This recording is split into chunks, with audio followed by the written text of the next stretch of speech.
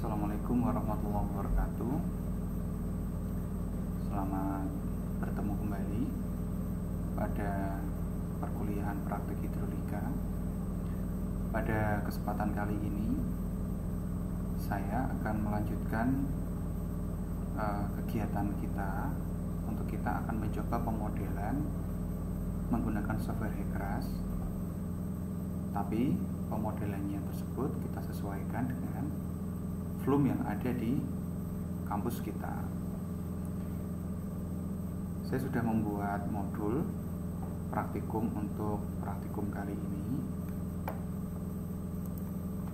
Nanti modul ini akan saya share kepada teman-teman, dan nanti tolong Anda pelajari dan dipahami. Nah, untuk menambah pengetahuan dan juga mempermudah Anda dalam belajar, saya membuat video tutorial dalam rangka analisis aliran permanen seragam pada saluran licin dan kasar untuk praktikum pertama ini. Yang pertama, kita aktifkan dulu software HECRAS-nya. Saya menggunakan software HECRAS 5.0.7. Sebelum Anda menggunakan software HECRAS, pastikan dulu Anda sudah setting titik atau koma di laptop Anda, karena banyak problem atau masalah itu muncul saat Anda belum men-setting titik atau komanya. Nah, nanti untuk setting titik komanya nanti akan saya berikan linknya, yang nanti Anda bisa lihat tutorialnya di YouTube. Untuk mempersingkat waktu, saya anggap untuk setting titik komanya Anda sudah bisa selesaikan. Selanjutnya kita masuk ke software HECRAS. Yang pertama Anda pastikan itu adalah satuannya ini ya. Ini SI. Jangan pakai yang selain SI. Kalau Anda masih di sini belum SI, Anda tinggal rubah menggunakan klik option, kemudian unit system. Lalu di sini ada sistem internasional atau SI. Lalu Anda centang, kemudian OK. Selanjutnya kita masuk ke modul ya. Jadi untuk aliran permanen seragam ini saya berikan dasar teorinya. Nah, untuk kompetensinya nanti saya harapkan Anda bisa melakukan ini baik di dalam laboratorium maupun di luar laboratorium atau di rumah masing-masing menggunakan software. Jadi modul ini sudah saya desain untuk dua kegiatan tersebut. Dasar teorinya ini, kemudian kita langsung masuk ke tutorialnya saja. Nah, Flume di tempat kita itu memiliki dimensi lebarnya 10 cm, kemudian tingginya 34 cm. Panjangnya dari hulu ke hilir itu adalah 500 cm atau 5 meter. Kemiringannya saya buat kemiringannya 0,002, karena kemiringan kan bisa diatur menggunakan tuas hidrolik. Lalu N untuk nilai angka kekasaran manningnya itu 0,01 untuk saluran licin dan 0,05 untuk yang kasar. Nah, debit nanti yang Anda masukkan itu debit yang pertama adalah 1 liter per detik, yang kemudian dikonversi menjadi meter kubik per detik. Karena ingat, di dalam HECRAS kita makainya meter kubik per detik. Sementara di dalam Flume kita itu satuannya adalah liter per detik. Jadi pada saat kita akan menggunakan data yang ada di Flume, akan kita masukkan atau kita input ke dalam HECRAS, harus kita rubah satuannya terlebih dahulu. Kemudian selanjutnya di sini ada debit terbaca dan di sini ada debit nyata. Kalau Anda melihat panduan yang saya buat ini, di sini ada kolom di bawah grafik, key nyata sama dengan 0,09984 kalikan key terbaca plus 0,01. Jadi key yang terbaca di dalam Flume ini adalah grafik yang ditempel di dalam di sebelah sisi utara Flume ya.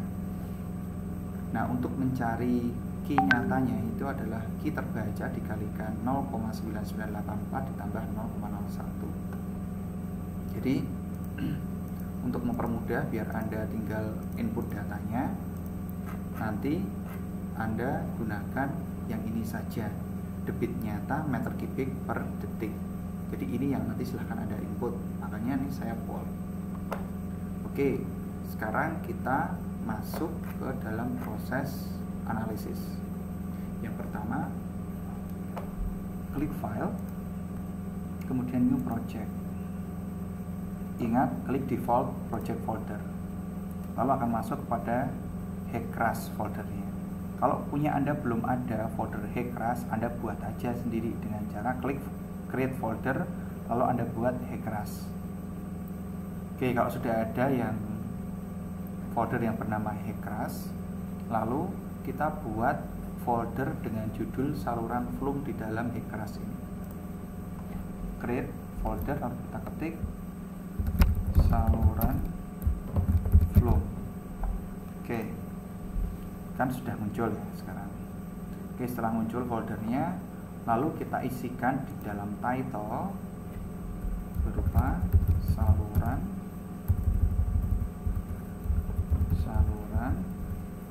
lurus tampang persegi. Nah, untuk yang file name ini kan bertuliskan saluran lurus tanpa.brg. Nah, ini kita ganti menggunakan flume.brg. Ingat, harus ada brg dan pastikan ini sudah ada di saluran Flume. Jika sudah, lalu kita oke. Di sini akan ada keterangan biasanya atau notif bahwa sistem yang Anda gunakan ini diset di SI unit satuannya. Karena kita pakai SI unit berarti benar. Oke. Lalu kita masuk kepada membuat alur saluran. Saat kita sudah pastikan ini menggunakan SI unit, sekarang kita masuk ke pembuatan alur saluran dengan cara klik edit geometri data, lalu klik reference seperti yang kemarin dari hulu ke hilir. Diawali dengan satu klik, diakhiri dengan 2 kali klik. Klik. Oke. River Anda isikan flow, lalu untuk reach-nya Anda isikan hydro. Kalau sudah, klik OK. Lalu akan muncul tulisan hydro di sini dan flume di sini. Ini sudah ada langkah-langkahnya. Kalau sudah seperti ini berarti benar. Lanjut.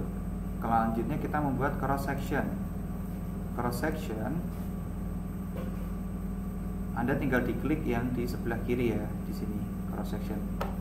Setelah nanti keluar tabelnya, bentuknya akan seperti ini. Langkah yang pertama yang perlu kita lakukan ialah kita membuat tampang melintang itu dari hilir ke hulu. Kalau yang tadi hulu ke hilir, yang sekarang dari hilir ke hulu.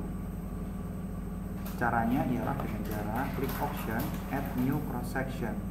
Nah, di sini kita isikan 0 karena kita anggap 0 ya yang di hilir permukaan.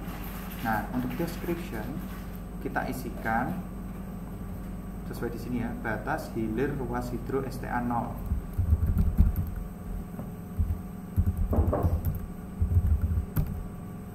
Ruas hidro STA 0 meter. Jadi hilirnya itu STA nya 0 meter. Selanjutnya untuk station kita akan isikan sesuai dengan ini keterangan yang sudah saya buat. 0, ini 0,34, di sini 0, di sini 0, di sini 0,1, kemudian di sini 0, 0,1, dan di sini 0,34. Nilai ini itu berdasarkan pada permukaan cross section dari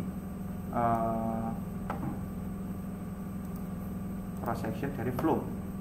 Jadi flume kita kan seperti ini, 0, di sini 10, dan ini tingginya 34 cm.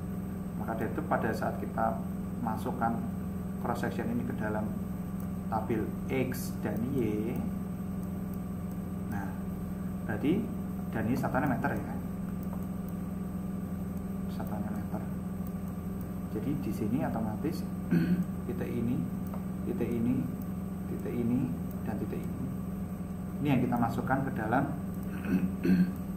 ke dalam cross section koordinat 0,034, 0,034 di sini berarti 0,0, 0,1, 0 di sini, kemudian 0,1, 0,34 di sini. Jadi nanti kalau cross sectionnya berbeda, saya harapkan Anda juga bisa menuliskan di sini koordinatnya, disesuaikan dengan bentuk dari flume atau saluran yang kalian desain. Oke, jika sudah, LOB kita masukkan 0, 0, 0 ya, karena dia baru punya hilir, belum ada yang lain, jadi masih 0. Kemudian LOB, meaning value, kita masukkan ini yang halus ya, 0,01. Ingat, yang halus adalah 0,01 dan yang kasar itu adalah 0,05. Untuk yang sekarang ini kita analisis semuanya yang halus, karena saluran ini adalah saluran yang halus dulu. Saluran kasarnya nanti setelah ini.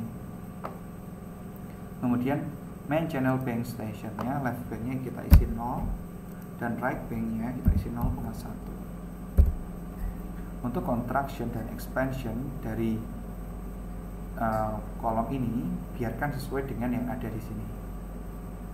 Jika sudah benar, Anda cek sekali lagi untuk station, downstream reach length-nya, meaning value, main channel bank station, dan construction and expansion semua sudah oke. Klik apply data. Nanti akan muncul gambarnya seperti ini. 1, 2, 3, 4. Ini koordinatnya. Anda cek menggunakan gambar yang sudah saya buat di dalam modul, apakah sesuai atau tidak. Kalau sesuai berarti benar, Anda bisa lanjut ke step berikutnya.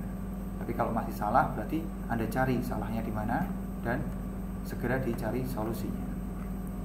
Jika sudah di batas hilirnya, sekarang kita akan coba untuk membuat di batas hulunya dengan cara option add new cross section. Ini diisi 5. Kenapa 5? Karena kita kan tadi buatnya flume, jaraknya hulu ke hilir 5 kan, panjangnya flume. Itulah mengapa kita isi 5. Oke. Untuk description kita isikan batas hulu ruas hidro STA 5 meter. Jadi kita buatnya cuma 2 cross section aja dari hulu dan hilir, karena dianggap hampir semua bentuknya itu sama, karena bentuknya memang sama. Kalau Anda membuatnya misal di sungai yang berkelok-kelok, tentu cross sectionnya disesuaikan, nggak bisa dibuat hanya 2. Oke, untuk stationnya, ingat tadi ketinggiannya di hulu dan di hilir beda tingginya berapa. Kita coba lihat lagi.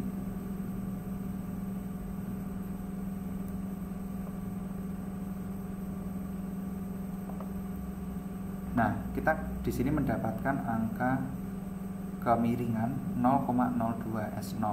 Kita punya L-nya 500. Jadi selisih beda tinggi antara hulu dan hilir itu tinggal jarak dikalikan kemiringan, sehingga diperoleh berapa? 10 berapa? Nah, jadi ini dikalikan, berarti kan 500 kalikan 0,02, kurang lebih sekitar 1 cm. Karena 1 cm, maka akan berpengaruh kepada koordinat di bagian elevasinya. Berpengaruhnya bagaimana? Yang tadi itu dia 0,34 elevasinya untuk yang Y ya. Sekarang karena dia naik 1 cm, maka dia menjadi 0,35 meter.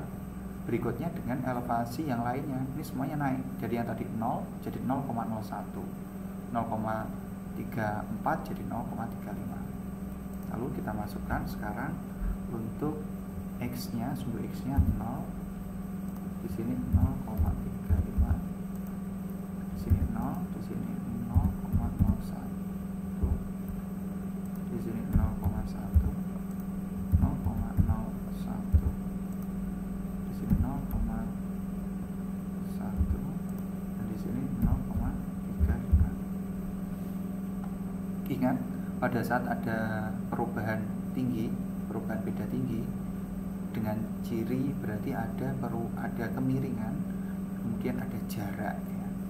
Di situ pasti akan ada perubahan beda tinggi permukaan dasar saluran. Nah, nanti Anda pastikan akan mengubah data elevasinya.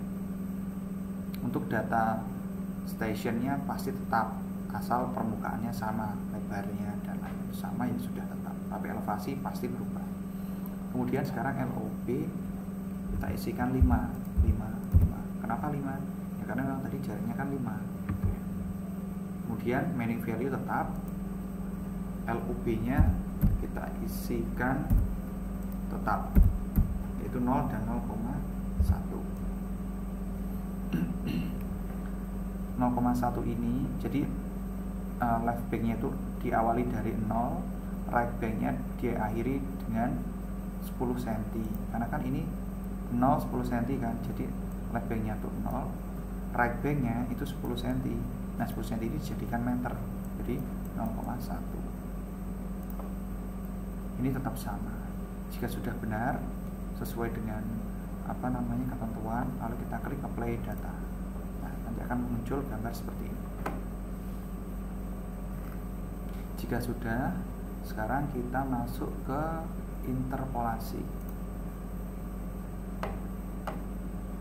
dengan cara klik tools,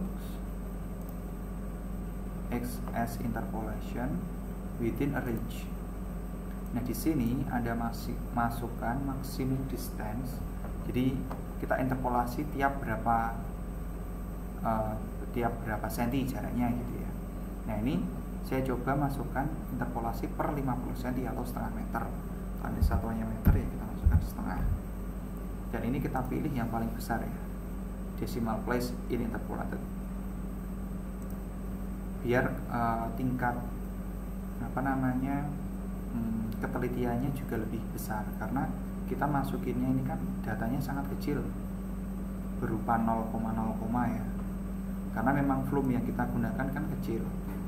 Nah, kalau kita menggunakan air yang ada di sungai secara real, itu pasti kan lebih besar untuk elevasi, kemudian untuk cross section, untuk downstream ridge line-nya dan lain-lain. Jadi angkanya tidak terlalu banyak 0, angka di belakang komanya. Karena kita pakainya kecil ya, kita perbesar ya angka di belakang komanya. Oke, kalau sudah 0,5 dan ini dirubah, lalu kita klik interpolate. Kalau sudah diklik, lalu selanjutnya kita close, lalu akan muncul gambar seperti ini. Kita cek. Oke, jadi yang tadi hanya 0 dan 5, sekarang 0, 0,5, 1, 1,5, 2 dan seterusnya. Oke, kalau sudah, sekarang kita pilih file, kemudian kita save geometri datanya. Kita ketikkan untuk title-nya tampang saluran flume. Pastikan ini tetap ada di folder yang awal tadi. Lalu klik OK. Nah, di sini akan muncul tampang saluran flume untuk geometri. Oke, kalau sudah muncul, kita lanjutnya masuk kepada penyeruan hidrolikanya. Klik edit. Maaf, ini kita close dulu. Edit, kemudian steady flow data. Lalu setelah muncul kotak ini, Anda masukkan angka 5 ke dalam number of profile. Di sini ada 32.000 ya maksimal. Kita ngisikan 5 aja. Masuk 5 di sini. Ya, jangan lupa kita enter. 5 di sini itu adalah ada 5 jenis debit yang kita masukkan untuk kita running ke dalam flume yang tadi kita rancang. Debit yang pertama yang sudah sesuai dengan tabel tadi yang di awal tadi, kita masukkan 0,001, kemudian 0,002, 0,003, 0,004, dan yang terakhir 0,01. Ada alasan mengapa saya memasukkan 0,01 dan 0,02. Di dalam flume kita, di dalam lab kita, pompa air yang kita miliki untuk pemodelan aliran itu kita cuma bisa sampai debit 2,1. Itu maksimal. Lebih dari itu sudah tidak bisa. Oleh karenanya saya ingin memasukkan 2 debit yang masuk dalam range dari pompa yang kita miliki, sehingga nanti 2 debit ini Anda bisa kontrol nanti di dalam praktikum. Jadi besok pada saat Anda praktikum, Anda masukkan 2 debit ini, kemudian Anda running, hasilnya sama nggak dengan hasil analisis keras yang kita gunakan saat ini. Nah, yang 3 debit angka ini, 3 angka debit yang lainnya ini saya gunakan untuk memberikan gambaran kepada Anda seperti apa apabila pompa kita misalnya diperbesar debitnya sehingga bisa sampai pada debit ini. Ini kan berarti 2 liter, 1 liter per second, ini 2 liter, kalau 3 liter ini 4 liter, ini 10 liter per detik kurang lebih itu debitnya. Oke, sekarang kalau sudah, kita klik reach boundary condition. Nah, kalau yang kemarin kan kita ketahui bahwa pada saat dihilir dia turunnya seberapa gitu ya. Karena kita di sini di flume, dan setelah flume itu nanti air itu keluar dari flume, dia langsung turun dan langsung keluar dan dimasuk pada kolam. Karena itu dia turunnya langsung mendadak, kita anggap bahwa itu masuk ke dalam critical depth. Jadi untuk downstreamnya ini kita klik dulu, klik downstream yang di biru ini, lalu kita klik critical depth. Kalau sudah, Anda pastikan di sini sudah masuk critical depth seperti ini ya. Lalu klik OK.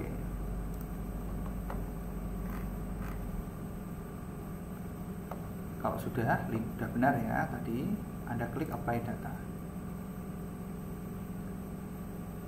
Kemudian kalau sudah, lalu kita save file, save flow data.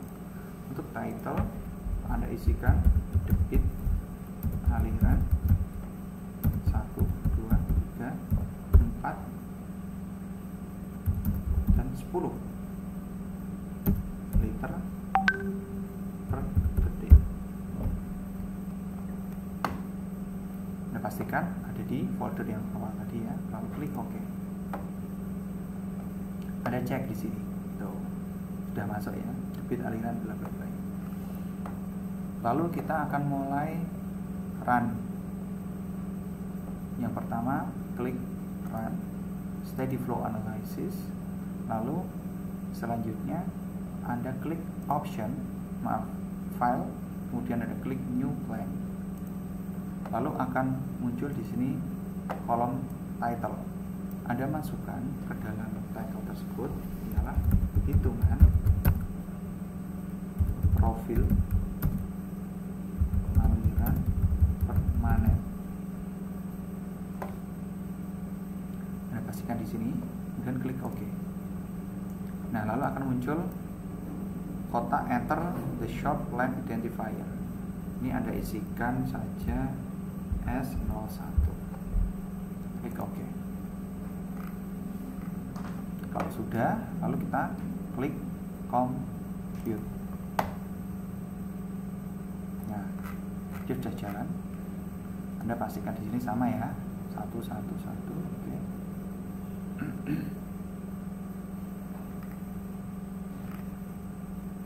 Nah, jika sudah, lalu close. Anda close. Sekarang Anda tampilkan hasil untuk cross sectionnya. Nanti permukaannya kayak gini. Bisa ditarik-tarik ya sesuai dengan keinginan Anda. Nah, ini kan volumenya. Jadi tingginya sekitar 34 cm, lebarnya 10 cm. Dan ini kita bisa mau lihat dari STA berapapun sih. STA 0 segini ya, yang di hilirnya.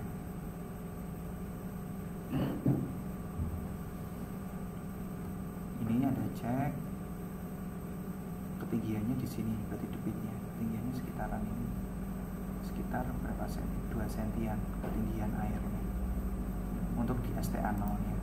Lalu untuk di ini untuk di STA 5 nya dia udah naik, jadi di 0,04. Nah, ini nanti silahkan Anda cek. Jadi ini saya mengambil contoh di STA 5 ya, ketinggiannya di sini sekitar 0,04. Jadi kalau punya Anda sama ya kurang lebih ya insya Allah sudah benar. Dan di sini juga sudah naik ya sekitaran 1 cm, karena tadi ada ketinggian perbedaan permukaan aliran dasar saluran, karena ada kemiringan dan ada jarak.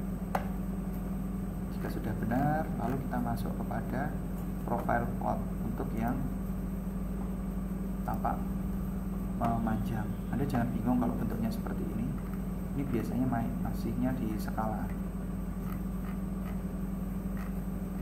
Karena kadang karena kita skalanya terlalu kecil, jadi nah baru nampak di bawah. Tapi insya Allah juga benar, karena apa? Ini Anda lihat jaraknya kan kita ada 5 meter ya, ini 0, ini sampai 5. Jadi dari segi sekilas insya Allah sudah benar. Lalu Anda cek, kalau misal Anda pengen lihat bagaimana sih profil memanjangnya. Jadi ini airnya dari hulu turun hilir, dan ini kedalaman kritis, dari sini langsung keluar nanti air. Oke, udah sama, ini juga 0 sampai 5 ya. Oke, nah lanjutnya nanti silahkan Anda cek di tabel yang ini ya. Nah, Anda cek ini ada key totalnya, ini ada min, ada WS elevation, critical WS, dan lain-lain. Dan nanti Anda cek dari masing-masing angka ini sudah sama atau belum. Kalau Anda analisisnya benar atau sama dengan yang saya lakukan, berarti kurang lebih langkahnya sudah benar. Kalau belum, berarti masih ada beberapa hal yang harus Anda cek ulang. Nah, teman-teman, ini kita bisa lihat PF-nya. Ini kan baru PF1 yang muncul. PF itu maksudnya ya yang kemarin, yang tadi yang kita lakukan, yaitu debit ya, debit yang pertama. Nah, cara mengeluarkan profil yang lain, Anda klik option, kemudian klik profile, lalu ini Anda masukkan ke sisi kanan semua. Nah, kalau sudah Anda oke, dia akan keluar semua datanya. Untuk debit 1, 2, 3, 4, 5 itu hasilnya seperti ini untuk river STA 5. Untuk river STA 4.5 untuk debit 1, 2, 3 seperti ini.